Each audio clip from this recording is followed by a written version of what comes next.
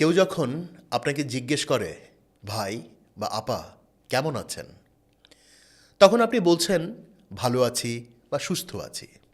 চমৎকার! এই ইতিবাচক জবাব দেবার অভ্যাসটি খুবই ভালো, কারণ অনেকের চেয়ে আসলেও আপনি ভালো আছেন। কিন্তু পরে একটু চিন্তা করুন তো, আসলে আপনি কেমন আছেন?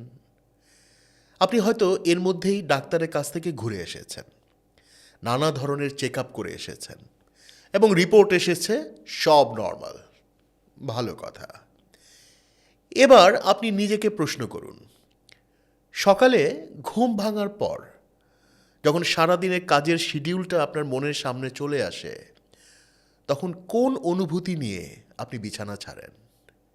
একরাশ বিরক্তি নিয়ে কি আবার কাজে যেতে হবে, নাকি এক ধরনের আশাবাদ ও প্রাণোচ্ছলতা নিয়ে আমাকে কাজে যেতে হবে? যদি প্রথমটি হয়, আপনার প্রতি সমবেদনা রইল, কারণ আপনি হয়তো রোগহীন কিন্তু সুস্থ নন। আর যদি দ্বিতীয়টি হয়, অভিনন্দন রইল, আপনি চমৎকারভাবে সুস্থ। আসসালামু আলাইকুম। আপনার উপর শান্তি বর্ষিত হোক।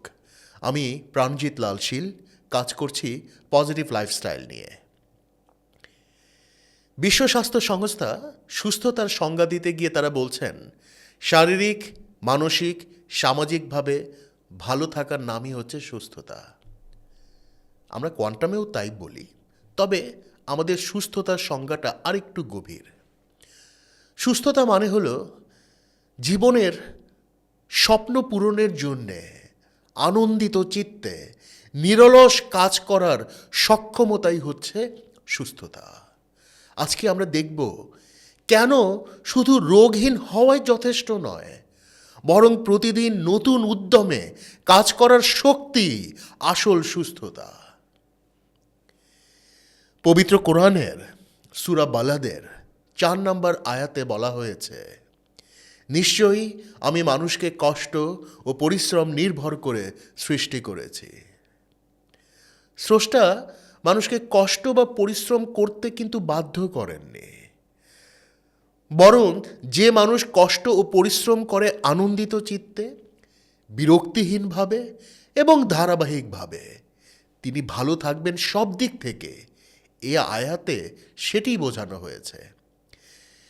বেদেও একই কথাই বলা হয়েছে, হে মানুষ, উৎসাহ উদ্দীপনা নিয়ে আন্তরিকতার সাথে পরিশ্রম করো, দারিদ্র্য ও অসুস্থতা তোমার কাছ থেকে পালিয়ে যাবে। অর্থাৎ পরিশ্রমী মানুষ রোগবালাই থেকে মুক্ত থাকে অভাব ও দারিদ্র্য থেকে। আসলে আরামায়েশকে কখনো জীবনের লক্ষ্য বানানো যাবে না। সফল মানুষ যারা, তারা জীবনের শেষ দিন পর্যন্ত ব্যস্ত থাকাটাকে সৌভাগ্য মনে করেন, আর আহাম্মক সে শুধু বিশ্রাম খোঁজে। এ নিয়ে মজার গল্প আছে। গ্রামের এক যুবকের গল্প, যে সারাদিন বড়শিতে মাছ ধরে কাটিয়ে দেয়। তাও বসে মাছ ধরে না, গাছে হেলান দিয়ে পুকুরে বড়শি ফেলে রাখে আর চোখ বন্ধ করে ঝিমাতে থাকে। মাঝে মাঝে অবশ্য চোখ খুলে দেখে বড়শিতে মাছ ধরা পড়ল কিনা। এভাবেই শুয়ে বসিয়ে ঝিমিয়ে আরামেই দিন কাটছিল তার। এই গল্প শুনতে শুনতে আবার কারো মনে হচ্ছে না তো, আহা কি আরামের জীবন। যাই হোক, একদিন ওই পথ দিয়ে একজন মুরব্বী বা প্রবীণ ব্যক্তি যাচ্ছিলেন। তিনি এই যুবকের এই অবস্থা দেখে খুবই বিরক্ত হলেন এবং তাকে ডেকে জিজ্ঞেস করলেন, বাবা, তোমার কি লেখাপড়া নেই? প্রবীণের কণ্ঠ শুনে যুবক শোয়া থেকে উঠে বসল এবং বলল, আমাকে কিছু বললেন? প্রবীণ আবার জিজ্ঞেস করলেন, আমি জানতে চাচ্ছি তোমার কি লেখাপড়া নেই? এ কথা শুনে যুবক হাই তুলে জিজ্ঞেস করল, লেখাপড়া? লেখাপড়া করে কি হবে? প্রবীণ বললেন, লেখাপড়া করলে বড় চাকরি করতে পারবে। যুবক জানতে চাইল, বড় চাকরি করে কি হবে? প্রবীণ বললেন, বড় চাকরি করলে অনেক টাকা পয়সা, গাড়ি বাড়ি করতে পারবে, ভালো বিয়ে হবে, ছেলে মেয়ে হবে। যুবকের প্রশ্ন, এগুলো হলে কি হবে? প্রবীণ এবার একটু বিরক্তই হলেন। তিনি তখন বললেন, তখন তুমি একেবারে গা এলিয়ে আরাম করতে পারবে। এই কথা শুনে যুবক একটা হাই তুলে বসা থেকে আবার শুয়ে পড়ল এবং বলল, তো সেই আরাম তো আমি এখনই করছি, এত কষ্ট করে আরাম করার কি দরকার? আসলে এই যুবকের দোষ দেবেন আপনি? প্রবীণ তো তার জীবনের লক্ষ্যই দিচ্ছেন আরাম করার। অথচ দেখুন, মালয়েশিয়ার সাবেক প্রধানমন্ত্রী মাহাথির মোহাম্মদ ১০০তম জন্মদিন পালন করেছেন, অথচ এখনও তিনি দিনে ৮-১০ ঘন্টা কাজ করেন। মাহাথির বলেন যে সুযোগ পেলেই আমি আরাম খুঁজি না, হাঁটতে বের হই, সাইকেল চালাই, ঘোড়ায় চড়ি, ব্রেন শার্প রাখার জন্য বই পড়ি, লেখালেখি করি, বক্তৃতা দেই, আলোচনায় অংশ নেই। তিনি বলেন, ব্রেইন হলো পেশির মতো, একে ব্যবহার না করলে এটি অকেজো হয়ে যায়। আমার বিশ্বাস, দীর্ঘদিন দাপিয়ে কাজ করতে চাইলে শরীর মনকে অবশ্যই অ্যাক্টিভ রাখতে হবে। মাহাথির তিনি কোনো লাঠি ছাড়াই এখনও সোজা হয়ে হাঁটেন। তার দীর্ঘায়ুর রহস্য কোনো ওষুধ নয়, রহস্য হলো শৃঙ্খলা এবং কাজ। মাহাথির বলেছেন, আমি এত দীর্ঘজীবী হওয়ার জন্যে কোনো বিশেষ প্রচেষ্টা করিনি, তবে আমি আমার নিজের যত্ন নেই। জাপানের ওকিনাওয়া দ্বীপের কথা একবার ভাবুন। একে বলা হয় ব্লু জোন, এবং এখানকার মানুষ গড়ে ১০০ বছরের বেশি বাঁচে।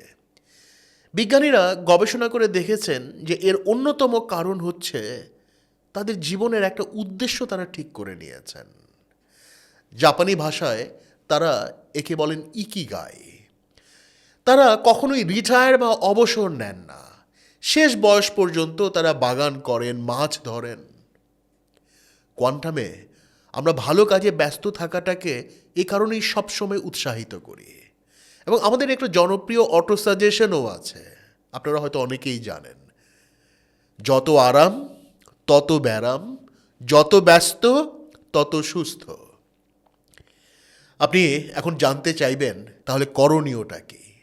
আসলে প্রথম করণীয় হচ্ছে জীবনের জন্যে কল্যাণকর একটা লক্ষ্য নির্ধারণ করুন। যখন আমাদের প্রতিদিনের কাজের উদ্দেশ্য হয় স্রষ্টার সন্তুষ্টি, অথবা পরিবারকে সুরক্ষিত সমৃদ্ধ করা, অথবা সমাজে অবদান রাখা, কমপক্ষে নিজের মেধাকে আবিষ্কার করা, একে সেবায় রূপান্তরিত করে নিজে সফল হওয়া ও অনেক মানুষের জীবনে ইতিবাচক ভূমিকা রাখা, তখন কাজ আর কাজ থাকে না, কাজ আর বোঝা থাকে না, কাজ হয়ে যায় ইবাদত, কাজ হয়ে যায় জীবনের আনন্দ। বিনোদনের জন্যে আলাদা কিছু করার প্রয়োজনীয়তা তখন তিনি আর অনুভব করেন না। জীবনের জন্যে এই কল্যাণকর লক্ষ্য নির্ধারণ করা তাই অনেক বেশি গুরুত্বপূর্ণ। দ্বিতীয়ত, সুস্থতার জন্যে মাইন্ডসেটটা খুব ইম্পর্ট্যান্ট। চিকিৎসা, থেরাপি, ওষুধ, পথ্য সব কিছুই দারুণ গতি পায় যখন ব্যক্তির মনে উচ্চারিত হয়, আমি সুস্থ হতে চাই। এই যে ভালো থাকতে চাই, সুস্থ থাকতে চাই, এই ভালো ভাবনা সুস্থ থাকার সক্ষমতাকেই বাড়িয়ে দেয়। এজন্যে কোয়ান্টামে আমরা বলি, রোগ অসুস্থতার কথা কম বলুন, সবসময় বলুন আমি সুস্থ থাকব, দীর্ঘায়ু হব। যুক্তরাষ্ট্রে চিকিৎসা বিজ্ঞান গবেষণায় অগ্রণী প্রতিষ্ঠান মেও ক্লিনিকের গবেষকরা বলছেন, ভালো ভাবনা বিষণ্ণতা রোধ করে, ব্যথার অনুভূতি কমায়, রোগ প্রতিরোধ ক্ষমতা বাড়ায়, সর্বোপরি জীবন মানের উন্নতি ঘটায়, যা দীর্ঘায়ুর জন্যে অত্যন্ত গুরুত্বপূর্ণ। আর এই মাইন্ডসেট ঠিক করার জন্যই মেডিটেশনের কোনো বিকল্প নেই। যে মন অস্থির, সে মন দীর্ঘ সময় একটানা কাজ করতে পারে না। এই জন্যে আমরা বলি, মন ভালো তো সব ভালো। নিয়মিত মেডিটেশন আপনার ফোকাস বাড়াবে এবং দুশ্চিন্তা কমাবে। একজন মানুষ যখন ভয়, আতঙ্ক, শঙ্কা থেকে নিজেকে মুক্ত রাখতে পারেন, তখন সহজাত সুস্থতার ক্ষমতা বেড়ে যায়। কোয়ান্টামে গত ৩৩ বছরে হাজার হাজার মানুষ নিয়মিত মেডিটেশন চর্চা করে নিজের দেহ মনকে সুস্থ রেখেছেন। ঠিক তেমনি তারা ধাপে ধাপে নিরলস পরিশ্রম করার সক্ষমতাও বাড়িয়েছেন। তাই আপনিও মেডিটেশনের পথে হাঁটুন। প্রতিদিন কমপক্ষে আধা ঘন্টা সময় ব্যয় করুন মেডিটেশন চর্চায়। আপনার মন ভালো থাকবে, আর মন ভালো তো সব ভালো। অংশ নিন প্রতি শুক্রবার কোয়ান্টামের যৌথ মেডিটেশন বা সাদাকায়ন অনুষ্ঠানে। এতে শারীরিক মানসিকের পাশাপাশি অর্জন করবেন সামাজিক ফিটনেস। আর কোয়ান্টাম মেথড কোর্সে অংশ নিয়ে একজন মানুষ পান শারীরিক, মানসিক, সামাজিক এবং আত্মিক ফিটনেসের সরল পথ। এই পথে আপনাকেও স্বাগত জানাই। আজ এই পর্যন্তই। সবসময় ভালো ভাবুন, ভালো থাকুন। আপনার উপর শান্তি বর্ষিত হোক।